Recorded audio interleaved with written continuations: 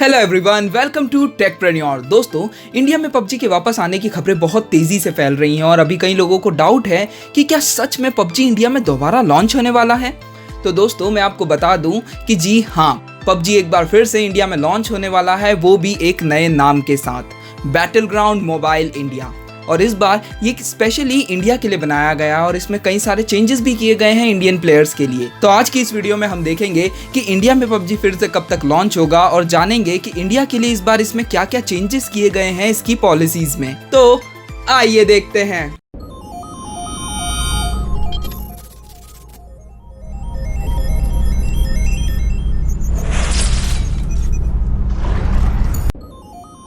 दोस्तों, पिछले साल कोरोना पेंडेमिक के टाइम गवर्नमेंट ने कई सारी चाइनीज एप्लीकेशंस को इंडिया में बैन किया था। सबसे पहले उन्होंने कुछ 59 चाइनीज एप्लीकेशंस को इंडिया में बैन किया था और उसके कुछ महीनों बाद ही और 118 चाइनीज एप्लीकेशंस को इंडिया में बैन किया था, जिसमें प्लेयर्स अननोन बैटलग्राउंड यानी कि पबजी को भी इंडिया में बैन कर दिया गया था, क्योंकि ये सारी चाइनीज एप्लीकेशंस इंडिया की सिक्योरिटी गाइडलाइंस को ब्रेक कर रही थी और अपने यूजर्स का डाटा चाइनीज गवर्नमेंट को लीक कर रही थी, जिसके बाद इंडिया और इंडिया के लोगों की प्राइवेसी और सेफ्टी को ध्यान में रखते हुए इन सारी चाइनीज एप्लीकेशंस को गवर्नमेंट ने बैन किया था।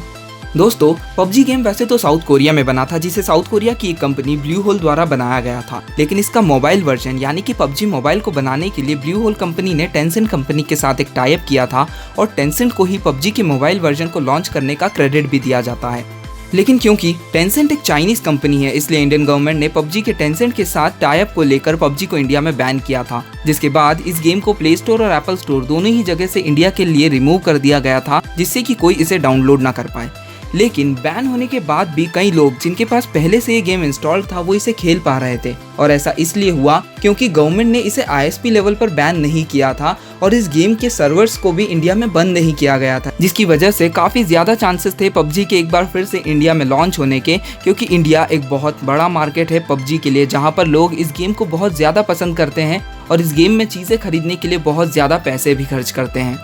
और अब पबजी एक बार फिर से इंडिया में लॉन्च होने वाला है, जिसकी ऑफिशियल न्यूज़ भी आ चुकी है, लेकिन इस बार ये इंडिया में एक अलग नाम से लॉन्च होगा, बैटलग्राउंड मोबाइल इंडिया, क्योंकि इस बार ये गेम स्पेशली इंडिया के लिए बनाया गया है, जिसकी वजह से इसकी पॉलिसीज में काफ़ी चेंजेस किए गए हैं। पबजी की पेरेंट कंपनी ब्लू होल ने चाइनीज कंपनी टेंसेंट के साथ अपने टाई अप को तोड़ दिया है, जिसके बाद से टेंसेंट का पबजी से कोई भी रिलेशन नहीं बचा है। और इस बार ये गेम साउथ कोरिया की ही एक कंपनी क्राफ्टन के साथ कोलैबोरेट करके बनाया गया है और इसका नाम पबजी मोबाइल से बदलकर बैटलग्राउंड मोबाइल इंडिया कर दिया गया है, जिसका टीजर भी इन्होंने अपने YouTube चैनल पर लॉन्च किया है। और इस बार इन्होंने अपनी पॉलिसीज में भी काफ़ी चेंजेस किए हैं। अब से इस गेम में टाइम लिमिट भी रहेगी, जिससे कि यूज़र एक दिन में केवल 3 घंटे तक ही इस गेम को खेल पाएंगे, और इसके साथ ही इसमें डेली स्पेंडिंग लिमिट भी रखी गई है, जिससे कि आप एक दिन में मैक्सिमम 7,000 रुपए तक ही खर्च कर पाएंगे। और ये चेंजेस इसलिए किए गए हैं क्योंकि इंडिया में इस गेम का एडिक्शन बहुत ज़्यादा है, लोग घंटों तक बिना रुके इसे खेलते रहते हैं, जिसकी वजह से लोगों की मेंटल हेल्थ पर भी असर पड़ता है। और ये चेंजेस खासकर बच्चों के लिए किया है, क्योंकि कई बच्चे दिन भर इस गेम को खेलते रहते हैं और कई लोग लाखों रुपए भी खर्च कर देते हैं इस गेम के गेम पास खरीदने के लिए, गन्स की नई स्किन खरीदने के लिए, और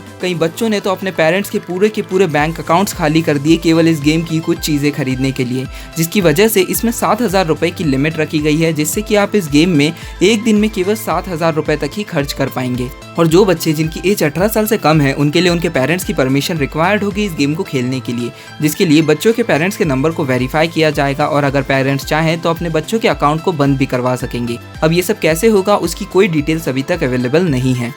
यहाँ पर आप देख सकते हैं कि कंपनी ने अपनी प्राइवेसी पॉलिसीज के बारे में और अपनी यूजर डाटा प्राइवेसी के बारे में सारी चीज़ें बताई हैं और क्लियरली मेंशन किया है कि वो अपने यूजर्स से कौन कौन सी इन्फॉर्मेशन कलेक्ट करेंगे। बैटलग्राउंड मोबाइल इंडिया की ऑफिशियल साइट पर उन्होंने कहा है कि वो अपने यूजर से केवल उनके फ़ोन से रिलेटेड इन्फॉर्मेशन, जैसे कि आपके फ़ोन में कौन सा ऑपरेटिंग सिस्टम है, आपका IP एड्रेस और आपकी search history related data collect करेंगे, जिससे कि वो अपनी खुद की सर्विसेज को और भी इम्प्रूव कर सके और अपने यूजर्स की रिक्वायरमेंट को फुलफिल कर सके और उन्हें एक बेहतरीन यूजर एक्सपीरियंस प्रोवाइड कर सके। और कंपनी ने अपनी प्राइवेसी पॉलिसी में ये भी बताया है कि वो अपने यूजर्स के डाटा को कहाँ पर रखेंगी। उन्होंने कहा है कि इंडिया के सारे यूजर्स का डाटा इंडिया और सिंगापुर के सर्वर्स में स्टोर किया जाएगा और अगर उन्हें किसी वजह से किसी दूसरी कंट्री में डाटा को शेयर करना पड़ा तो उसके लिए भी गवर्नमेंट की गाइडलाइंस के अकॉर्डिंग काम किया जाएगा। तो दोस्तों, बहुत ही जल्द आप और हम सभी इस नए बैटलग्राउंड मोबाइल इंडिया का मजा ले पाएंगे, और क्योंकि इस बार ये गेम स्पेशली इंडिया के लिए बनाया गया है तो हम इसमें बहुत सारी नई चीजें एक्सपेक्ट कर सकते हैं जो इंडियन यूजर्स को एक नया गेमिंग एक्सपीरियंस देगी।